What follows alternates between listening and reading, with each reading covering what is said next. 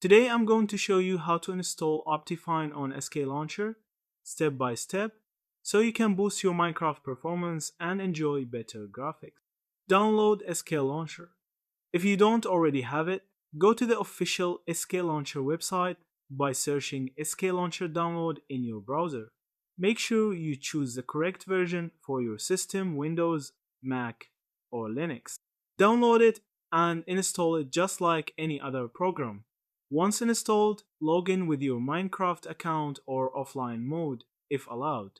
Download OptiFine. Next, you need OptiFine.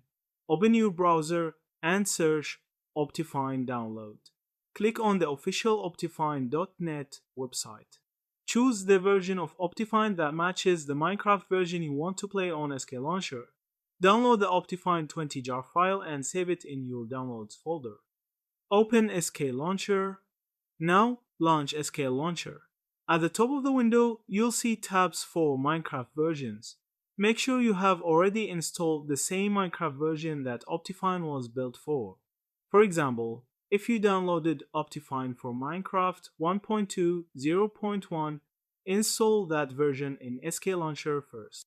Add OptiFine to SK Launcher. Go back to the OptiFine.jar file you downloaded. Double-click it to open the OptiFine installer. A small window will pop up. Select the Minecraft installation folder, usually it's set automatically, then click Install. After a few seconds, you should see a message saying, OptiFine has been successfully installed. Launch Minecraft with OptiFine. Return to SK Launcher. In the drop-down menu where you select versions, you should now see a new profile called OptiFine version number. Select that, hit play, and Minecraft will start with OptiFine enabled. Verify OptiFine.